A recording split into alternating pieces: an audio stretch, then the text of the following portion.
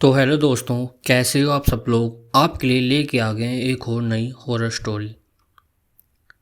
ठाकुर की हवेली में दफन राज। एक हवेली है जो बहुत दिनों से बंद पड़ी है और उसमें एक कुछ राज है जो दफन हुआ पड़ा है, जो किसी को भी नहीं पता कि उसमें क्या है। और ये स्टोरी थोड़ी सा बहुत ज़्यादा पुरानी है, तो चलिए शुरू करते हैं आज की स्टोरी को। शुक्ला अंकल, मैंने सुना है कि उदय रायगढ़ में एक 5 सितारा होटल बनाने जा रहे हैं और आपके वहाँ ज़मीन भी खरीद ली है। इसके बारे में उदय ने मुझे कोई चर्चा नहीं की, जबकि हम दोनों सभी काम पार्टनरशिप में करते हैं।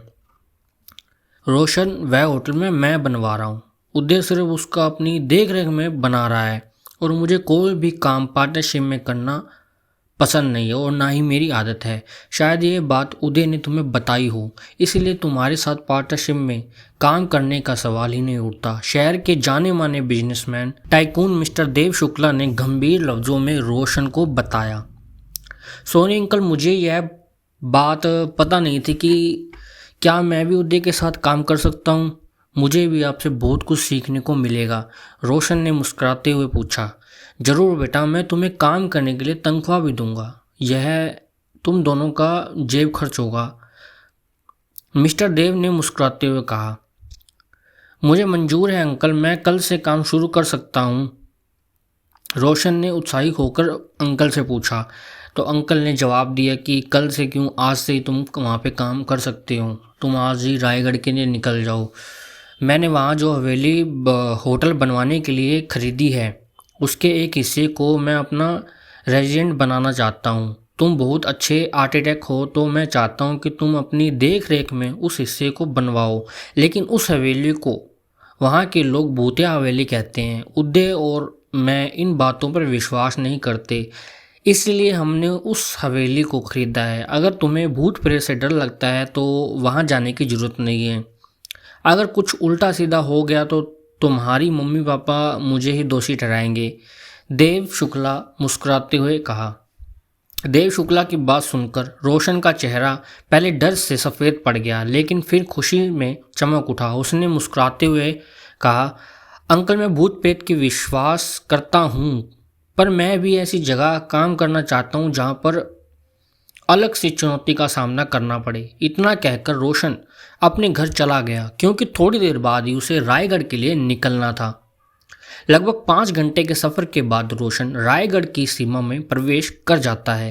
वहाँ का प्राकृतिक सौंदर्य देखने को बनता था। शाम घिर आई थी, आसमान पर काले बादल छाए हुए थे, हल्के हल्के, जैसे बारिश होने वाली हो। ठंडी हवा चल रही थी और मतलब शरीर में एक जैसे हवा लगती थी तो एक गुदगुदी सा एहसास होता था। रोशन गुनगुनाते हुए कार चला रहा था। सड़क के दोनों किनारे पर देवदार और चिनार के वृक्ष लगे थे। बीच बीच में जंगली फूल की कलाइयाँ भी दिखाई दे रही थी। सड़क पर ज़्यादा लोग नहीं थे, कुछ लोग और एक दो गाड़ियाँ ही आ जा रही थी। ऐसा प्राकृतिक सौंदर्य रोशन ने पहले कभी भी नहीं देखा था। यह भी कह सकते हैं कि कभी उसने ऐसी खूबसूरत जगह जाने का मौका ही ना उसे मिला हो। वह अपने काम की व्यवस्था करने के कारण किसी पहाड़ी इलाके में गया ही नहीं। रोशन गुनगुनाते हुए गाड़ी चला रहा था, तभी अचानक उसकी गाड़ी के सामने एक लड़की आ गई। रोशन ने तेज से ब्रेक लगाई। एक झटके से गाड़ी रुक गई, लेकिन रोशन आगे स्टीयरिंग से टकरा गया। फिर गुस्से से कार से बाहर आया और उस लड़की के पास जाकर चिल्लाते हुए बोला, आपको आत्महत्या करने के लिए मेरी गाड़ी मिली है क्या? रोशन की आवाज़ सुनकर उस लड़की ने सिर उठाकर रोशन की ओर देखा। उसे देखकर रोशन की चीख निकल गई। उस लड़की का चेहरा आग से जला हुआ था। उसकी लाल लाल आंखें बाहर को निकली हुई थी, होठ लटककर ठोड़ी के छू रहे थे। उसके बड़े बड़े दांत होठ से बाहर निकले हुए थे। उसके खुले बाल हवा में लहरा रहे थे। उसका चेहरा इतना ज़्यादा भयानक था कि रोशन की चीख निकल गई और उसका चेहरा डर के मारे पीला पड़ गया। रोशन अपने स्थान पर जकड़ सा ही गया। आप मुझे देखकर चीखे क्यों शहरी बाबू? क्या आपको मेरे चेहरे में चुड़ैल का चेहरा दिखाई दे रहा है? एक तो आपने मुझे अपनी गाड़ी से टक्कर मार दी और ऊपर से खुद ही चला रहे हैं। एक मधुर आवाज़ सुनकर रोशन को होश आया। तब उसने देखा कि एक बहुत ही खूबसूरत लड़की उसके सामने कमर पर हाथ रखकर खड़ी हुई है। उसके चेहरे पर गुस्सा दिखाई दे रहा है। वह इतनी सुंदर थी कि जैसे मानो कि स्वर्ग से सीधा ही यहाँ पे आई हो।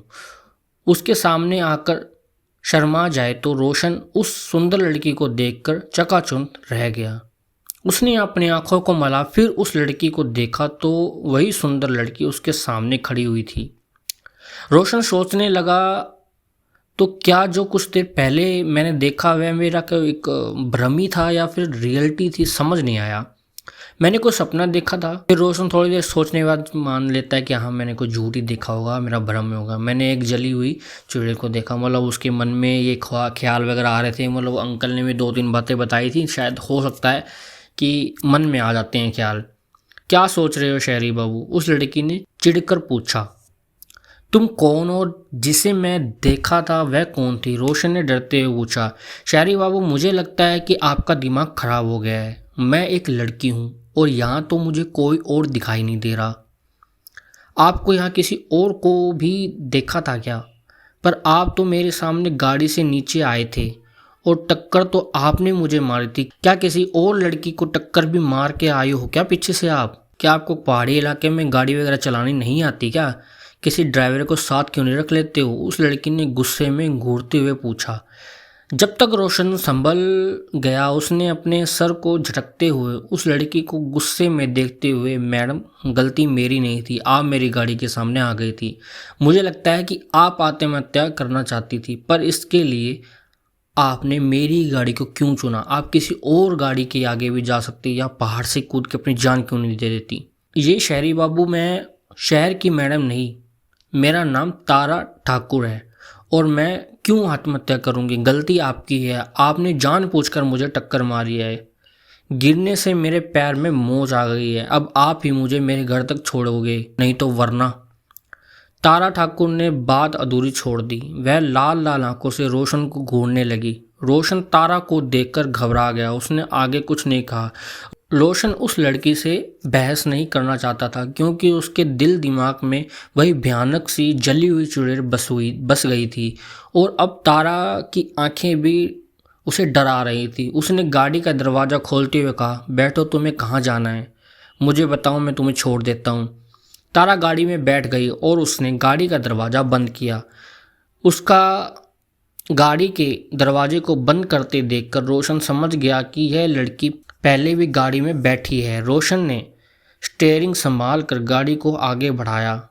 चलते हुए रोशन ने पूछा, आपको कहाँ जाना है? मुझे जहाँ जाना है वहाँ आप मुझे लेकर नहीं जा सकते हैं, क्योंकि अगर आप वहाँ गए तो आप जिंदा नहीं बचोगे। मेरे भाई आपको मार डालेंगे। आप मुझे रास्ते में उतार दीजिएगा, मैं अपनी हवेली में चली जाऊंगी, तारा ने सर्द आवाज़ में कहा। आपके भाई गुंडे हैं क्या?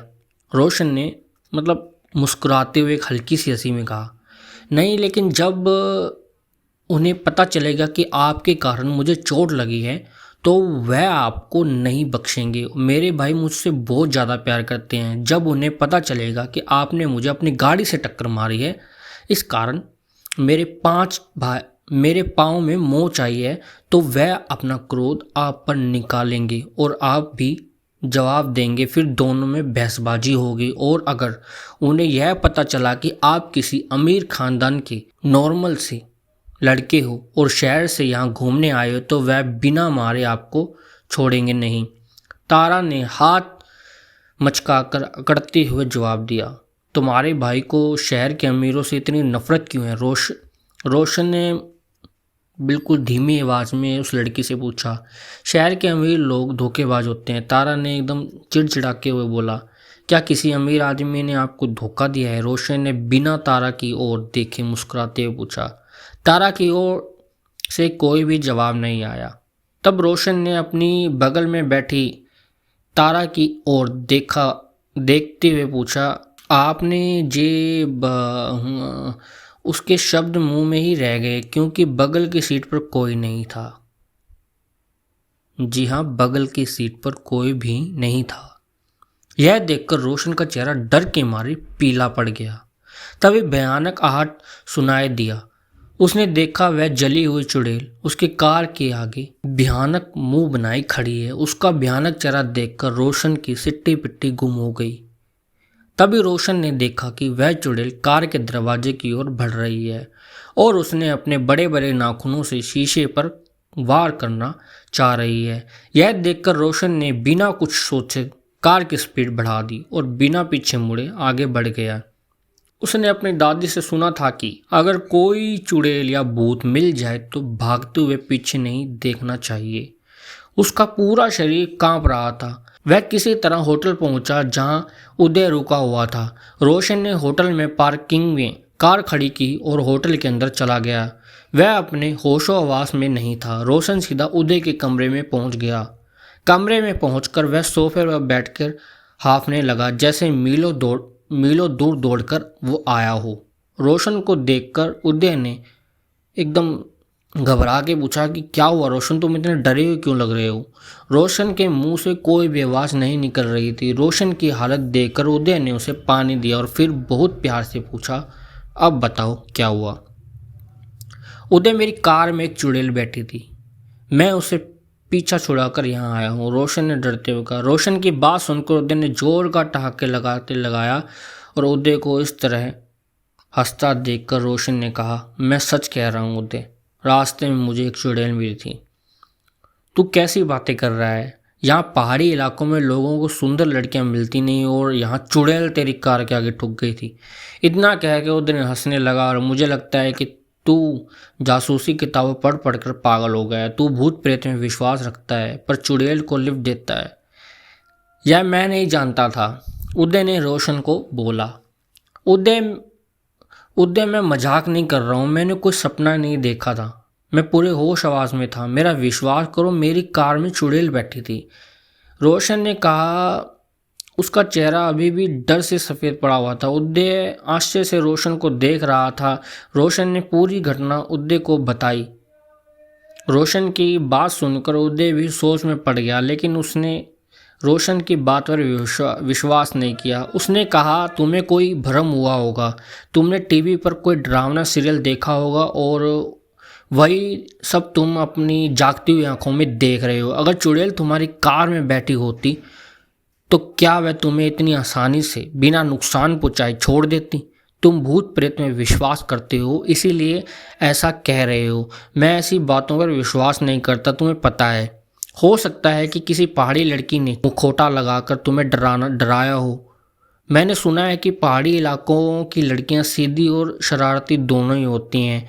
उदय ने हंसते हुए रोशन को समझाया। रोशन को भी लगा हो सकता है कि वह कोई डरावना सपना ही रहा हो या किसी लड़की ने मजाक किया हो। उसके बाद वह दोनों काम की बातें करने लगे और खाना खाने के बाद सो गए। सुबह नाश्ता करने के बाद रोशन और उदय ठाकुर हवेली पहुंचे जहां होटल और रेजिडेंट का काम शुरू होने वाला था। उदय की कार जब ठाकुर हवेली तो पहुंची तो वहां काम करने वाले कुछ लोग दौड़कर उदय के पास आए और उनको अभिवादन किया। उनमें से एक बूढ़ा आदमी थोड़ी दूर पर चुपचाप खड़ा हुआ था। उदय और रोशन को घूरते हुए देख रहा था। उसकी शक्ल भी कुछ अजीब सी थी। रोशन की नज़र उस व्यक्ति पर पड़ी। रोशन को कुछ अजीब लगा। वह उस आदमी के पास जाकर खड़ा हो गया। बाबा, आप यहाँ क्यों खड़े हो? मेरी मर्जी, मैं आप लोगों के साथ काम नहीं करूँगा और मेरी माने तो आप लोग भी यहाँ से चले जाइए, वरना आप लोगों को अपनी जान से हाथ गंवाना पड़ेगा। यह ठाकुर की हवेली है, उन्हीं की रहेगी। मैं तुम्हें चेतावनी दे रहा हूँ, यहाँ से चले जाओ। जब तक हम बदला नहीं ले लेंगे यह हवेली हमारी रहेगी। उस आदमी ने गुस्से में दांत पीसते हुए कहा। रोशन ने देखा कि उसकी आंखें लाल हो रही थी, चेहरा भी विकृत हो रहा था। उस आदमी को देखकर रोशन घबरा गया और वह कुछ और कहता तभी उदय की आवाज़ सुनाई दी। रोशन, तू वहाँ अकेला खड़ा किससे बात कर रहा है? रोशन ने चौंक कर पीछे देखा और कहा, मैं यहाँ इन बाबा से जी से बात कर रहा हूँ, वहाँ तो कोई नहीं है। उदय ने रोशन को घबराते हुए देखते हुए कहा। रोशन ने पलटकर देखा तो वाकई में वहाँ पर कोई भी नहीं था। रोशन के चेहरों पर दहशत दिखाई देने लगी क्योंकि उसने अभी अभी एक बूढ़े व्यक्ति से बात की थी जो उसे वहाँ से जाने की धमकी दे रहा था। उदय, मुझे लगता है कि इस हवेली में भूत प्रेत का वास है। इसे तोड़ने से पहले किसी तांत्रिक से कुछ उपाय करवा लो, नहीं तो कहीं ऐसा ना हो कि हम किसी मुसीबत में फंस जाएं। रोशन ने डरती हुई आवाज़ में कहा। रोशन, तुम पढ़े लिखे होकर जाहिलों जैसी बात क्यों कर रहे हो? आज के युग में भूत प्रेत या आत्मा वात्मा कोई नहीं मानता, यह सब मन का भ्रम होता है। अब चलो, हवेली का मुआयना करना है जिससे हमें पता चले कि इस हिस्से को तोड़ना है या नहीं तोड़ना। उदय ने रोशन को घूरते हुए कहा। रोशन का मन अंदर हवेली में जाने का नहीं था, वह वहां आकर पछता रहा था, पर अब उसे उदय के साथ जाना ही पड़ा। वह मन ही मन हनुमान चालीसा का पाठ कर रहा था। रोशन को एहसास हो रहा था कि कोई उसके साथ चल रहा है, लेकिन दिखाई नहीं दे रहा। उन दोनों के अंदर हवेली के विशाल हॉल में प्रवेश करते ही हवेली का मुख्य द्वार जोरदार आवाज के साथ अपने आप बंद हो गया। यह देखकर उदय और रोशन दोनों चौंक गए। रोशन का शरीर डर से कांपने लगा, उसके माथे पर पसीना साफ साफ दिखा जा रहा था, लेकिन उदय भी अभी सामान्य था। जहाँ उदय और रोशन खड़े थे वह हवेली का मुख्य कक्ष था। छत पर बड़े बड़े फुन्नस लटक रहे थे, दीवारों पर बेशकीमती तस्वीरें टंगी हुई थी, जानवरों के सिर भी दीवारों पर लटके हुए थे। उदय और रोशन के अलावा वहाँ और कोई नहीं था। तभी उदय ने देखा कि दीवार की तलवार अपने आप हवा में उड़ने लगी। छत पर लगे फुन्नस तेजी से घूमने लगे और वहाँ औरत आदमियों की दर्दनाक चीखें सुनाई दे रही थी। वह चीखें इतनी भयानक थी कि उदय और रोशन के रोंगटे खड़े हो गए। तभी 7 जले हुए भयानक चेहरे हवा में उड़ते हुए दिखाई देने लगे और वहाँ चीखों से पूरा हॉल गूंजने लगा। तभी उन भयानक चेहरों से एक ने कहा, यह दोनों शहरी रईस हैं, हमारी हवेली खरीदने आए हैं। इन्हें मारकर हम अपने दिल में लगी क्रोध को ठंडा कर लेंगे। इन्हें मारकर क्या होगा? यह असली अपराधी तो नहीं है। एक औरत की आवाज़ सुनाई दी। तो क्या हुआ? यह भी तो शहरी बाबू हैं। एक दूसरी औरत की आहट करती हुई आवाज़ सुनाई दी। फिर उसने उदय और रोशन को वहाँ हवा में उछाल दिया और दोनों उड़ते हुए छत पर चिपक गए। तभी उन्हें लगा किसी ने उनका गला पकड़ रखा है। गले पर दबाव इतना ज़्यादा था कि दोनों की जबान बाहर निकल आई थी और रोशन को लगा कि अब उनके प्राण जाने ही वाले हैं। दोनों के मुंह से गु गु गु की आवाज़ आने लगी और उन्हें लगा अब उनके प्राण गए। लेकिन तभी उनके गले पर से दबाव हटने लगा और वह दोनों सीधे फर्श पर आके गिरे। उनके मुंह से चीख निकल गई। इतनी ऊंचाई से गिरने के बाद उनके हाथ पैर सलामत थे। वह दोनों कुछ सोच पाते उनके चारों ओर वह 7 चेहरे जले आकर खड़े हो गए और भयानक आहट करने लगे। उन 7 का चेहरा इतना ज़्यादा डरावना था कि दोनों की रूह कांप गई। तभी रोशन ने डरते हुए उदय से कहा, मैंने तुमसे कहा था कि यहाँ हवेली में भूतों का डेरा है। मुझे रास्ते में एक चुड़ैल मिली थी, पर तुमने मेरी बात नहीं मानी। अब हम अपनी जान से हाथ धोना पड़ेगा। वह चुड़ैल मैं थी। तुमने ठीक सोचा कि अब तुम्हें दोनों इस हवेली से बाहर नहीं जा सकते। हम तुम्हें भी जिंदा जलाकर मार देंगे, जैसे हम लोगों ने खुद को जिंदा जलाकर मारा था। इतना कहकर वह चुड़ैल आहट किया और फिर फूट फूट कर रो पड़ी। उसके काले लंबे बाल उसके चेहरे पर फैल गए। उसका चेहरा और भी ज़्यादा भयानक लगने लगा। तुम लोगों ने खुद को जलाया था और हमने तुम्हारा क्या बिगाड़ा है जो तुम लोग हमें जलाना चाहते हो? उदय ने डरते हुए पूछा। तो वह दोनों वहाँ से भागने की फिराक में थे, पर वहाँ एक कदम भी नहीं बढ़ा सके, जैसे उनके पैर में किसी ने पत्थर बांध दिए हों। तुम जैसे शहरी लोगों के कारण हमने अपनी इज्जत बचाने के लिए खुद को ही इस हवेली में जिंदा जला लिया। यह राज हम 7 के अलावा कोई दूसरा नहीं जानता। सबको यही लगता है कि शॉर्ट सर्किट से आग लगी और हमारा पूरा परिवार जलकर राख हो गया। उनमें से एक व्यक्ति ने गंभीर लफ्जों में बताया। यह घटना कब की है? रोशन ने डरते हुए पूछा। आज से 40 साल पहले की, उस लड़की ने बताया। तब तो हम दोनों पैदा भी नहीं हुए थे, तो हम तुम्हारे गुनहगार कैसे हुए? तब एक जोरदार थप्पड़ उदय के गाल पर पड़ा और उस आदमी ने घुर्राहट के साथ कहा, खामोश लड़के, तुम शहरी लोग यहाँ आते हो और हमारी भोली भाली लड़कियों को अपने प्रेम में जाल में फंसाकर धोखा देकर भाग जाते हो। थप्पड़ लगने से उदय के मुंह से खून निकलने लगा। फिर भी उसने हिम्मत करके कहा, हमने यह हवेली ठाकुर जमोहन से खरीदा है और हम यहाँ होटल बनाना चाहते हैं। हम यहाँ घूमने और किसी लड़की को प्यार में धोखा देने के लिए नहीं आए हैं। तुम लोगों यहाँ से चले जाओ, यह हमारी हवेली है। जगमोहन का इस पर कोई अधिकार नहीं है। हम जब तक इस प्रदीप से बदला नहीं ले लेते यह हवेली छोड़कर नहीं जाएंगे। उनमें से उनके मुखिया ने कठोर शब्दों में कहा और जोरदार आहट की और उसके आहट करने से छत के फुन्नस तेजी से घूमने लगी और तलवारें एक दूसरे से टकराने लगी। दीवार पर लगे जानवर जिंदा हो गए। गुर्राट के साथ भयानक आवाज़ निकलने लगी। उन सातों के भयानक आहट चेहरे से निकलता हुआ खून उनको और भी ज़्यादा डरावना बना रहा था। उदय और रोशन का चेहरा डर के मारे सफ़ेद पड़ गया। वह दोनों विवश थे। अब तो कोई भी चमत्कार ही उन्हें बचा सकता है। तभी उनमें से एक ने कहा, अब तुम दोनों यहाँ से जिंदा नहीं जा पाओगे। हम तुम्हें मारकर अपना बदला पूरा करेंगे। तभी कुछ सोचते हुए रोशन ने पूछा, प्रदीप ने क्या किया था जिसकी सज़ा 40 साल बाद हम दोनों को दोषियों को दी जा रही है? प्रदीप लखनऊ का रहने वाला था। वह पहाड़ी इलाकों में रहने वाले लोगों को ज़मीन पर रिसर्च करने के लिए आया था। वह मेरे बेटे राघव का दोस्त था, इसलिए हमारी हवेली में ही ठहरा हुआ था और मेरी भोली भाली बेटी तारा को उसने अपने प्रेम जाल में फंसा लिया और प्रेम का झांसा देकर वह तारा के शरीर से खेलता रहा। जब प्रदीप को पता चला कि तारा माँ बनने वाली है तो यह कहकर चला गया कि वह जल्द ही अपने माता पिता के साथ बारात लेकर आएगा। पर देखते ही देखते 6 महीने बीत गए पर प्रदीप नहीं आया। तब अपने खानदान की इज्जत बचाने के लिए इसी हवेली में हमने अपनी अग्नि समाधि बना ली। 40 वर्षों से हमारी आत्मा इस हवेली में प्रदीप का इंतजार कर रही है। हमें विश्वास था कि वह एक न एक दिन जरूर आएगा, पर वह आज तक नहीं आया। हमने सुना है कि तुम दोनों भी लखनऊ के हो। अब हम तुम्हारे शरीर में प्रवेश करके तुम्हारे साथ लखनऊ चलेंगे और वहाँ प्रदीप को ढूंढकर उसको अपनी बहन का बदला लेंगे। यह बात प्रदीप के दोस्त राघव ने बताया।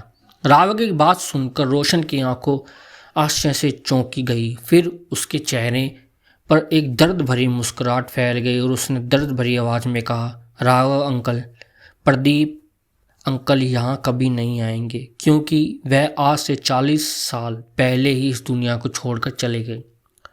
तुम कहना क्या चाहते हो? तुम प्रदीप को कैसे जानते हो? उन भूतों ने मुखिया ने पूछा। आपकी कहानी सुनकर मुझे अपनी दादी ने सुनाई कहानी याद आ गई थी।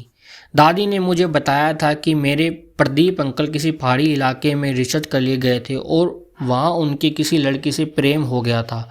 वह उनके बच्चे की माँ बनने वाले थे। अंकल ने घर जाकर दादी से शादी की इजाज़त मांगी, पर दादाजी ने अंकल की शादी अपने दोस्त की लड़की के बचपन में ही पक्की कर दी थी। दादाजी ने प्रदीप अंकल से कहा था कि वह अगर उस लड़की से शादी करेगा तो उन्हें हमेशा के लिए घर छोड़कर पड़ेगा।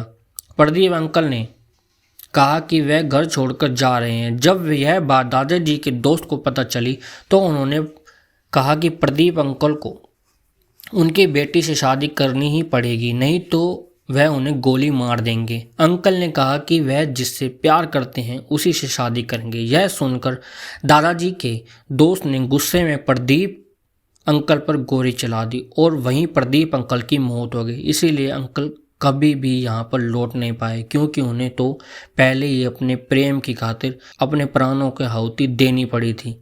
मेरी दादी ने बेटे की तलाश देकर अपने प्राण त्याग दिए। दादाजी भी कुछ दिनों बाद परलोक से धार गए। उनके बाद वर्षों हमारा परिवार उस दुख से उभर पाया, पर कहते हैं कि समय सब गाँव भर देता है तो हमारा परिवार भी जीने लगा, पर आज भी मेरे पिताजी अपने भाई की याद में आंसू बहाते हैं। अगर आप लोगों को मेरी जान लेकर संतुष्टि मिल जाए तो आप मेरी जान लीजिए, पर मेरे दोस्त उदय को यहाँ से जाने दीजिए, रोशन ने दर्द भरी आवाज़ में कहा। रोशन की बात सुनकर तारा ठाकुर फूट फूट कर रोने लगे और रोते हुए उन्होंने अपने पिता से कहा, पिताजी मैं आपसे कहती हूँ कि मेरा प्रदीप मुझे धोखा नहीं दे सकता, पर आपने मेरी बात नहीं मानी। आप मेरे बच्चे के हत्यारे हैं, मैं आपको कभी माफ़ नहीं करूँगी। इतना कहकर उसने अपने पिता पर छलांग लगा दी और उसने बड़े बड़े नाखून से उनके चेहरे का मांस नोचने लगी। वह व्यक्ति दर्द से चिल्ला उठा, फिर कुछ सोचकर तारा ने उसे छोड़ दिया और वह रोशन के सामने आकर खड़ी हो गई और कठोर शब्दों में बोले, आप लोग इन दोनों बच्चों को जाने दो, इनकी कोई गलती नहीं है। अगर आप लोगों ने इन्हें कोई नुकसान पहुंचाया या कोशिश की तो मैं यहाँ तांडव मचा दूंगी। रोशन ने कहा कि आप लोग हमें यहाँ से जाने दीजिए, हम पंडित को साथ लेकर आएंगे और आप लोगों को आत्मा की मुक्ति दिलाएंगे। रोशन और उदय को मुक्त कर दिया। दूसरे दिन रोशन पंडित जी को साथ हवेली में आया और पंडित जी हवन करने लगे। हवन की आहुतियों जैसे जैसे अगीन में पड़ रही थी, वह सातों आत्माएं तड़प कर उठी और वहाँ चारों तरफ तांडव होने लगा। उसका भयानक आहट और दर्दनाक चीखें सुनाई दे रही थी। यह सिलसिला लगभग 2 घंटे तक चला। पंडित जी ने बताया कि यह लोग इस हवेली को छोड़कर जाना नहीं चाह रहे थे, पर अगर यह यहाँ रह रहे तो लोगों को परेशान करेंगे। यह बात इन आत्माओं को पता है, इसलिए न चाहते हुए भी यह हमारे साथ दे रहे हैं। आखिर में पंडित जी के मंत्र से उन सातों शक्तियों को शरण होने की लगी और फिर एक जोरदार आहट करते हुए वह सभी प्रेतात्मा आकाश की ओर चली गई और उनको हमेशा के लिए मुक्ति मिल गई। तो ये थी आज की हमारी स्टोरी। मिलते हैं आपसे नेक्स्ट वीडियो में। Thank you so much.